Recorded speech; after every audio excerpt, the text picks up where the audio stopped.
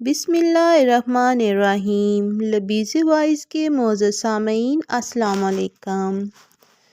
بنی اسرائیل کے 99 افراد کے قاتل کی توبہ۔ بخاری و مسلم میں بنی اسرائیل کے ایک قاتل کا واقعہ نقل کیا گیا ہے۔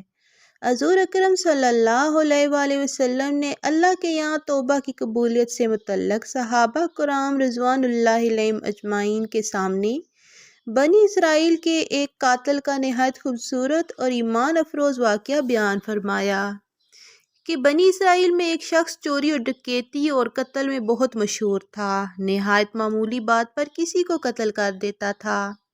ہوتے ہوتے اس کے ہاتھ سے 99 افراد کا قتل ہو چکا۔ اس کے بعد اس کے دل میں احساس پیدا ہوا کہ مجھے بھی تو اللہ کے یہاں جانا ہے۔ چنانچہ یہ فکر بڑھتا رہا اور لوگوں سے معلومات کرتے ہوئے سرگرداں پھرنے لگا کہ کیا میری توبہ قبول ہو سکتی ہے یا نہیں۔ کسی عالم شخص سے ملاقات کی فکر ہوئی کہ معلوم کیا جائے کہ ایسے شخص کی توبہ قبول ہو سکتی ہے یا نہیں۔ لوگوں نے ایک نیک شخص کے بارے میں بتایا اور اس کے پاس جانے کا مشورہ دیا۔ اس شخص نے اس کے پاس جا کر مسئلہ معلوم کیا کہ کیا میری توبہ قبول ہو سکتی ہے اور کیا میری مغفرت ہو سکتی ہے، جبکہ میں نے 99 انسانوں کی جان لے لی۔ تو اس نیک کو مسئلہ معلوم نہیں تھا۔ اس نے اپنی عقل سے قیاس آرائی کی کہ جو آدمی 99 انسانوں کی جان لے سکتا ہے اس کی مغفرت کہاں ہوگی۔ چنانچہ اس نے کہہ دیا کہ تیری توبہ قبول نہیں ہوگی۔ تو اس شخص نے غصہ اور جلال میں آ کر اس کو بھی قتل کر کے 100 پورے کر دیے کہ جب میری توبہ قبول نہیں ہوئی تو لاؤ تجھے بھی ختم کر کے 100 پورے کر دیتا ہوں۔ چنانچہ اس نے پورے 100 کر دیے، مگر اس کے دل میں تردد باقی رہا کہ میری مغفرت کی کوئی شکل ضرور ہوگی۔ اس لیے اس نے لوگوں سے پھر معلومات کا سلسلہ جاری کر دیا کہ روح زمین میں سب سے بڑا عالم کون ہے، اس سے جا کر کے معلوم کروں گا، وہی صحیح مسئلہ بتا سکتا ہے۔ آخرکار لوگوں نے اس کو بتلایا کہ فلاں جگہ ایک عالم رہتا ہے، اس سے جا کر معلوم کرو۔ چنانچہ اس نے اس عالم صاحب کے پاس جا کر اپنی زندگی کی کارگزاری سنائی اور 100 آدمیوں کو کس طرح سے قتل کیا ہے سارا کارنامہ سنایا اور پوچھا کہ کیا میری توبہ قبول ہو سکتی ہے یا نہیں، کیا اللہ کے یہاں مجھ جیسے گناہگار کے لیے بھی مغفرت کا کوئی خانہ ہے۔ تو اس عالم صاحب کو چونکہ علم تھا تو اس نے بتلایا کہ تیرے گناہ معاف کرنے میں اللہ تعالیٰ کے یہاں کیا رکاوٹ ہے۔ اللہ کی رحمت کا سمندر تجھ جیسے گناہگاروں کے گناہوں سے بہت بڑا اور بہت وسیع ہے۔ چنانچہ اس عالم صاحب نے مشورہ دیا کہ تم فلاں جگہ سفر کر کے جاؤ، وہاں کچھ اللہ کے بندے رہتے ہیں، ان کا مشغلہ صرف اللہ کی عبادت ہے، ان کے ساتھ مل کر اللہ کی عبادت کرو اور نادم ہو کر اپنے گناہوں کی معافی مانگو، انشاءاللہ تمہاری مغفرت ہو جائے گی۔ جب اس شخص نے آدھا راستہ طے کر لیا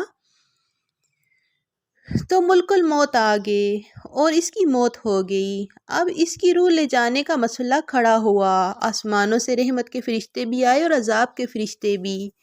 رحمت کے فرشتے کہنے لگے کہ اس کی روح لے جانے کا حق ہم کو ہے، اس لیے یہ سچے دل سے تائب ہو کر عبادت کے لیے جا رہا تھا، اور عذاب کے فرشتے کہنے لگے کہ اس کی روح لے جانے کا حق ہم کو ہے، اس لیے کہ اس شخص نے کبھی کوئی نیک کام نہیں کیا ہے، پوری زندگی معصیت میں گوا دی۔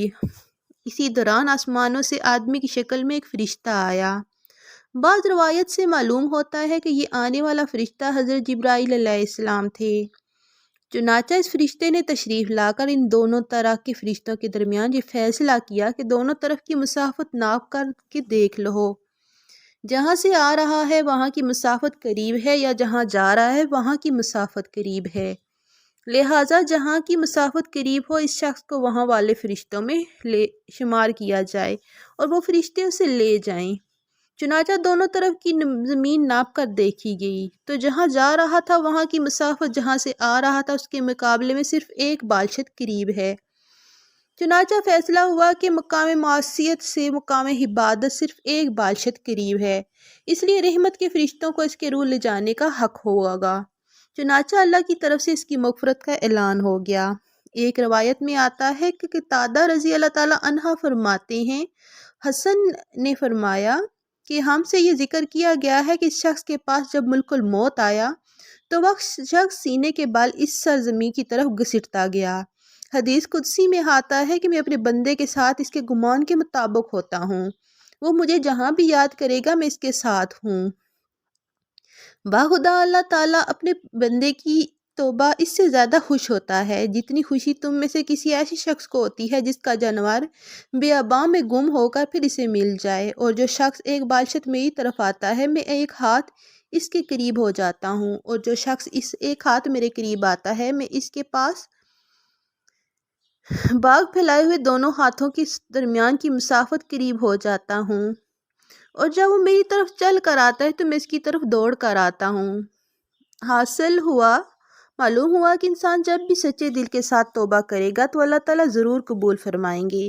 انشاءاللہ یہ واقعہ خصوصاً ان حضرات کے لیے حوصلہ افزائی اور معاونت کا سبب ہے جو کہ بڑے بڑے گناہوں کر کے اب مایوسی کی زندگی گزار رہے ہیں، کیونکہ شیطان انہیں مایوس کرتا ہے۔ بہرحال گناہگار کو شیطان کی باتوں میں آ کر مایوس نہیں ہونا چاہیے، بلکہ اللہ کی رحمت سے اچھی امید رکھ کر سچی توبہ کے ذریعے اپنے آپ کو پاک و صاف کر لینا چاہیے۔ اللہ تعالیٰ ہم سب کو عمل کرنے کی توفیق عطا فرمائے، آمین یا رب العالمین۔